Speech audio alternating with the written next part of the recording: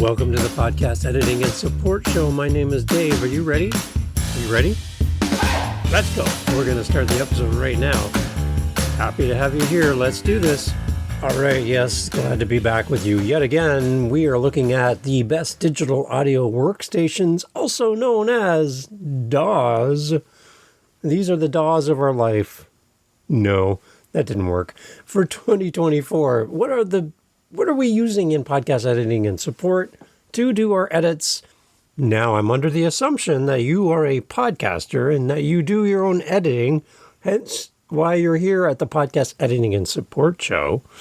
So that's kind of my assumption. So let's keep that in mind as we go through this, that you do know what editing DAWs are. But for those maybe podcast hosts that are listening and going, I'm looking to hire somebody, but I don't even know what the heck is a DAW. Basically, it is the recording platform that captures our voice and where we do our fancy edits with our music that you heard at the beginning, fading in and recording our voice and cleaning it up, taking out the big mistakes, the big breaks, the big ums, the ahs, which we all love to throw into our sentences, which you'll hear me say often here because, I'm a human. And I leave them in sometimes because, again, I'm a human. We are working with a DAW. This is a digital audio workstation. And I have gone through and I found an article over at PC Mag, and they rate the top DAWs for audio production and editing. And let's just keep in mind that when we go through the list today together, and I'll have a link to the article so you can go read it yourself. You can tell I'm not making this up. They give us their picks for what software is great for what. Now, just like I can buy I wouldn't have the money to do it, but a Lamborghini, I could drive my Lamborghini over to Home Depot and buy wood for my building project and stick it in my Lamborghini and stick it out with the roof back, stick it out through the roof of the car and drive home. Or I could get a pickup truck or a larger truck that would probably carry the wood home better, right? So as we look at this list of audio DAWs, digital audio workstations, remember that some of these are made for one purpose and people are using it for a different purpose. So keep that in mind. Some of the tools included in the different DAWs that we're going to talk about today are not designed by any means for podcasters. And there are tools that are included in these different DAWs that you will probably never use because they're not designed for spoken word audio. So you'll never touch these buttons and you're paying for things that you may not need. Keep that in mind. Now, the whole topic of the digital audio workstations that are the best for podcasting is quite contentious because you have people who are just like a sports team. They love their football team, their baseball team, their hockey team, their soccer football team in the UK. You love your different team and you are devoted to that team.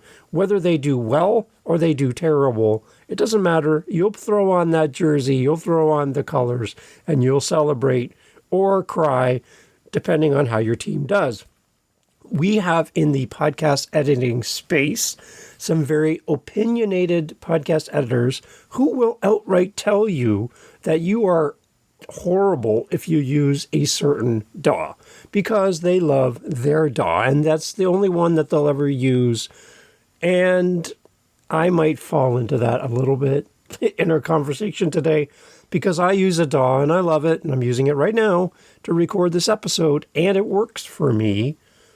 And a lot of people in the space, to give you a little inside knowledge, a lot of people in the space think that the DAW that I'm using is horrible. Yep. Oh. How dare you? How dare you? Yep. Some of the things I'm going to say today in this episode are going to make some people go, oh my gosh, I'm going to have to go breathe into a paper bag. Yep, because there are people, again, that are super committed to the DAW of their choice. Now, that is good. I'm glad people are committed to what they love and use what they love, because then they're going to get good at it. To use all of the things that we're going to talk about today means you're going to be mildly good at everything.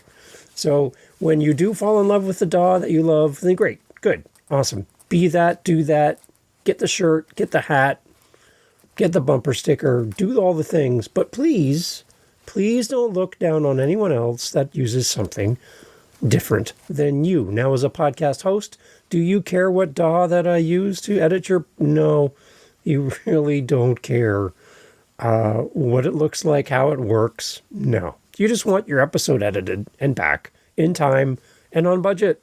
That's it. So this is more designed for podcast editors today. Podcast hosts, please listen in, because you're going to learn a few things. But this is designed for podcast editors, primarily new podcast editors who are finding their way and deciding on what is the right digital audio workstation to use in my podcast. Are you ready? Okay, again, I'm going to make some people say this. How dare you? But here's a list of PC Mag's digital audio workstations for podcasting. You ready? Here we go. So remember, for those at home and those in the back of the room, that I didn't write this article and I didn't compile the list. I didn't give the feedback or my recommendations. I'm simply reading to you from the article mentioned in the show notes so that you can do your own judgment. So as you're gathering rocks to throw in my direction, please remember that I'm commenting on an article in PC Mag for 2024 where it's called The Best Digital Audio Workstation DAWs for 2024 and Jamie Lindino is the one that created this. So thank you, Jamie, for this. And again, link in the show notes. So they have their top 11 picks. And I'll read to you each of them, and then we're going to kind of go through and talk a little bit about each. Number one, they have Apple Logic Pro. It is $199.99. I guess these are US numbers because I'm in Canada, so we have to do math. And it's an Apple product, obviously, Apple Logic Pro. We also have the Apple GarageBand, which is free on Apple devices. Again, I'm not an Apple user. I'll never use this. I'll never have any access to this. The next would be Avid Pro Tools, and that's $99.99 per month, US. Okay, keep that in mind. It's $100 a month. Okay, $1,200. Can we do the math? A year, US. Keep that in mind. Avid Pro Tools. We have Ableton Live. That one doesn't show a price right now. Audacity, which I'm using right now. How dare you? Yeah, there it is again. Audacity is what I'm using, and I've been using it for 25, almost 30 years, I guess now. And it's interesting. They call Audacity, their words, not mine, best for editing podcasts. I find that funny. Oh, anyways. So Audacity is free, always been free, will always be free. So there you go. My choice. Again, Audacity. Then they go to Cocos Reaper. I like that they say Cocos. So Reaper. And they don't have the price showing here on the screen. They have Image Line FL Studio, $349.99. That's a Canadian price for that one. Magix Sequoia. No idea, I've never heard of it. PreSonus Studio One and Steinberg Cubase Pro. So there's the prices and the information I have as an overview. And the whole idea around digital audio workstations is that you have monthly memberships you can pick. You can buy the program outright, or you can use a free service like Audacity. How do you know which one is right for you? So basically, through the article, they went through and tested the most popular DAWs, and they did their research, and they came up with their reviews for each. So let's go to Apple Logic Pro. They said why we picked it. It's for Mac users. Logic Pro does it all. Costs hundreds less than competing DAWs. And Logic Pro has virtual instruments. Again, why? I don't know why we need that in podcasting as an audio voice program, like we're just making audio. But anyways, they also have 5,900 presets with only 15,000 royalty-free loops, easy to say. And it's really designed for, again, people on Macs, as such as more for do-it-yourself composers, mix engineers, mastering, film scoring, post-production. That's really where it sits. So it doesn't really address the podcasting version of this. They do have a free version, it says here, checked off. Excellent mastering tools, lots of instruments and effects, excellent value. It's really more designed for something different than audio, spoken word audio podcasts. So again, same thing. Lamborghini picking up lumber at Home Depot. Will it bring the wood home for you? Sure. Did you overspend to get wood home? Probably, if you're using a Lamborghini to bring home a 2x4. So keep that in mind. So that is the Apple Logic Pro.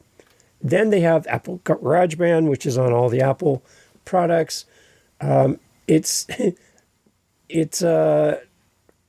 again, I'm not an Apple user, so I've never touched it. So I can't really comment on how easy it is in relation to podcasting. But it does offer easy music recording for novices and pros, and it comes with every Mac. And it's still one of the best ways to learn piano or guitar with a computer. Again, does that have anything to do with podcasting? Absolutely not. Can you use it? Sure. Sure you can. And there's a lot of podcasters I know that use it. It's got a lot of instruments. It's got powerful mixing and mastering features. But again, a Lamborghini picking up a 2x4. Right? Is it the right tool for the right job? That's up to you. If GarageBand is your favorite, then great.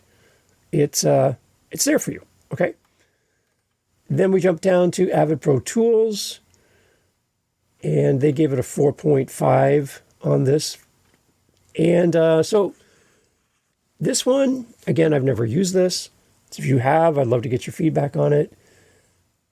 Avid has unlocked Pro Tools. It's an audio recording and editing software for the new generation, which apparently I'm not, while maintaining its status as a standard cross-platform solution for professional music, film, games, and podcast and broadcast production worldwide. Buying into Pro Tools in whatever capacity will mean your projects will have the largest potential compatibility base should you want to work with other people in other places. So I know that there's other podcast editors and support people that share this platform. So they are all working on the same platform. Again, it's really designed for more the pro level, what I would say. Avid Pro Tools is the best DAW for most people with PCs, according to their article here. Pro Tools is equally excellent on Macs.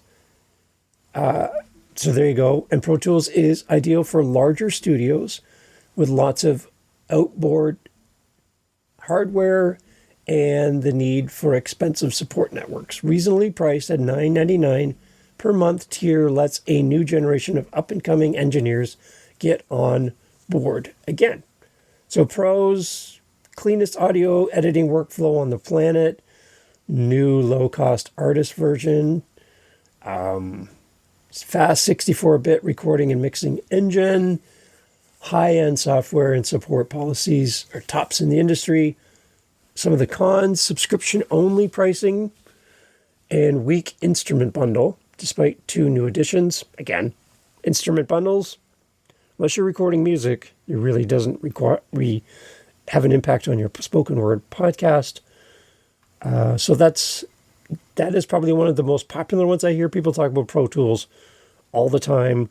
And if you meet a Pro Tools user, they'll tell you in 10 seconds they're a Pro Tool user. So they're very proud of it. $99.99 per month. Keep that in mind. Ableton Live. This one is a powerful all-in-one box solution for composing and performing live music, particularly electronic-influenced tunes. Since the launch in 2001, Ableton Live has become the go-to environment for music creation for many musicians. Have you noticed I haven't said the word podcast yet? No. Okay. So who's it for? Anyone who composes electronic music. I play actual instruments, so that's not me, with an eye toward live performance or wants to turn on the spot performances into recorded tracks. So again, it's very music-based. It's not something that is designed for spoken word audio. Can you use it? Probably. So there again, is it the right tool for the right job? That's completely up to you. And now we jump to the one that I'm using right now, which again is going to get some people turning up their nose at me for even talking about it. But according to this article on PC Mag, this platform is known as the best for editing podcasts. Let me say it one more time for the person in the back. Best for editing podcasts goes to Audacity. How dare you? Yep, so I know every time I say that word, I feel like an angel got its wings. So this is why they picked it. It's a powerful, free, open source editor that's been available for years. Audacity works smoothly. It's a program that lets you import, mix, and combine audio tracks, stereo, mono, even multi-track recording, and render the output as one. It also offers flexible editing down to sample level and spectrogram and spectral views for analyzing frequency response. While you get unlimited undo and redos, Audacity's edits are almost always destructive. Actually, no, they've updated that. So it won't replace a proper audio digital workstation like Avid Pro Tools, again, see they're leaning, or Apple Logic Pro. Who's it for? If you want to get started in podcasting or recording music, I do use it for my music, yes. It's tough to go wrong with Audacity, the powerful, free, open source audio editor that's been available for years. I feel like I'm reading this again. Audacity is still the go-to choice for quick and dirty audio work and clean audio work as well. Professionals looking for multi-track post-production and broadcast tools should take a closer look at Adobe Audition if that's where you're headed. So the pros, it's free, okay? So I don't know how you can beat that. Free, there's no monthly fee, there's no yearly free, there's no nothing. It's free. New real-time tools and different editing options, ideal for dialogue, sound effects, trimming, musical tracks. And it does support multi-track and playback and battery processing. So that's what they term as the best for podcasting. Ta-da! So I know. I think I just made a lot of people mad. Then we have Reaper. Reaper delivers live audio and virtual instrument recording, full mixing console, accurate notation, editing, and video scoring support. Unlike competing DAWs, Reaper lets you build your own menus, toolbars, and macros. Audacity lets you build macros too, everyone, just so you know. And who's it for? Reaper covers nearly all the bases. It's a fraction of the price. It's good for composers, producers, and garage bands, the real kind, they put in brackets. It's got multi-channel audio recording, useful for new track composing tools, heavily customizable, fast and extremely light memory footprint. There you go. They don't have a free version and they don't have a subscription plan. That's Reaper. Now, I know podcast editors that swear by Reaper. They love it and it works great for them. Again, I've never used the tool. I'm an Audacity person, and that's one more option for you. So as we go through these, I would just encourage you to take a couple of these and do like Reaper versus Audacity. Throw that into YouTube and watch the fireworks and see which one works for you. Take each of these and compare them to each other as you make a decision of what you want to be comfortable with using. And again, my anticipation is, as a podcast editor with your own podcast, you're doing your own editing and you already have a platform. But again, if you're curious, that's why I wanted to create this list for you and share this with you. Then we have Inline FL Studio is Fruity Loops is the original name, debuted back in 1998. It has actually matured over time into a very powerful DAW. It's more around electronic music, again, as we talked about before. So can you use this for your editing? Yes.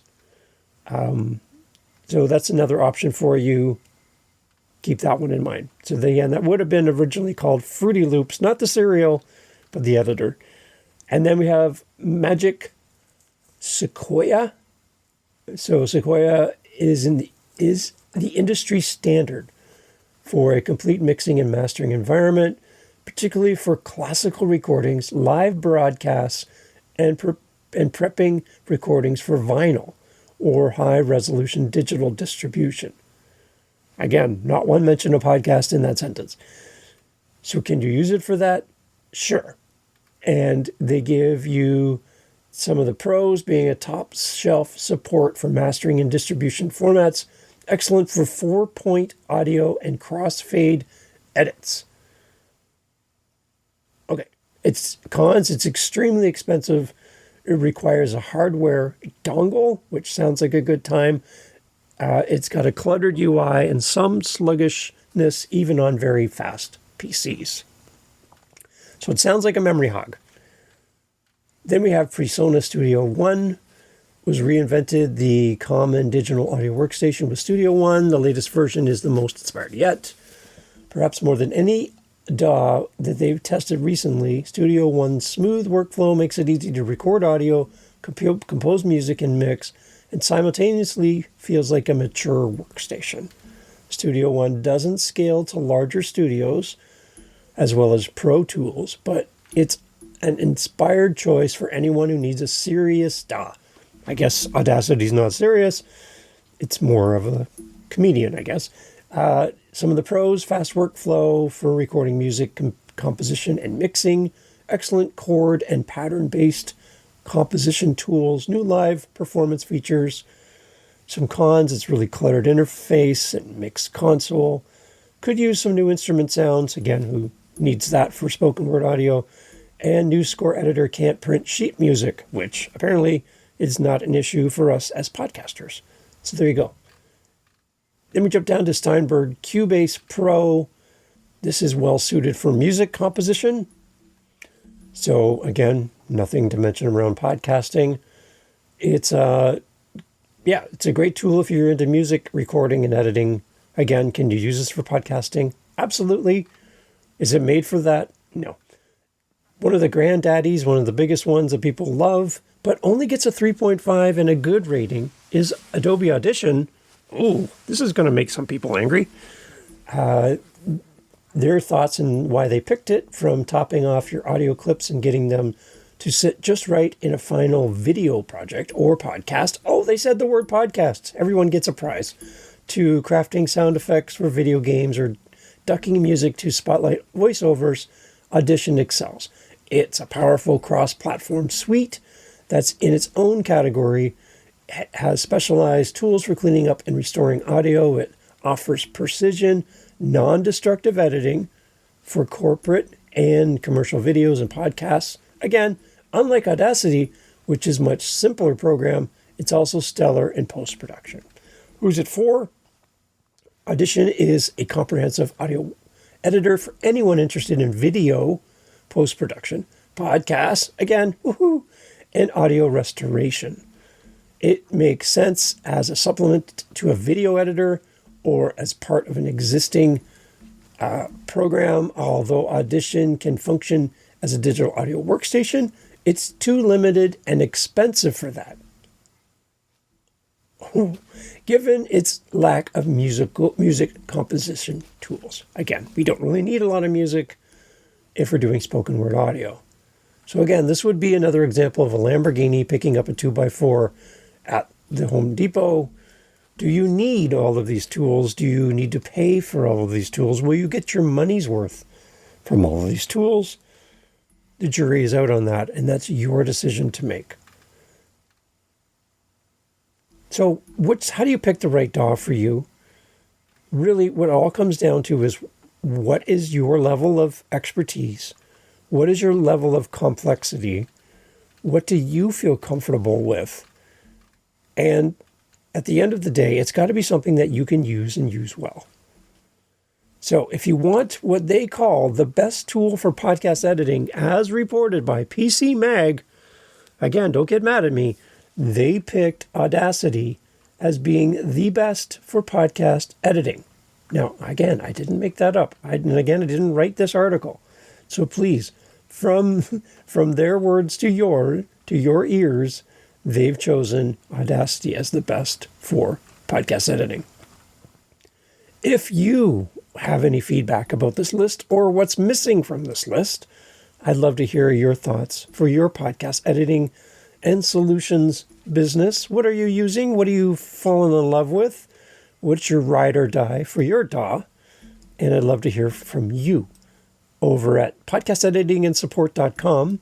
And what I would love to have, again, because I'm an Audacity person, I would love to hear from people who are not using Audacity, to not just come in here and try to convince me to switch, but to share the benefits of the program that you love with our audience. So I'm looking for experts in any of these DAWs that we've talked about or anything we haven't talked about to reach out, come on the show, share how you use your DAW of choice so that we can have a rich, wide view of all of the options out there for our digital audio workstations. Thank you for listening to the Podcast Editing and Support Show. You can reach me at any time through podcasteditingandsupport.com.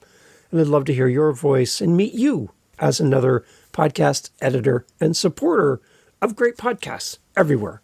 Thanks for listening. We'll talk to you on the next episode. Thanks for listening to the Podcast Editing and Support Show.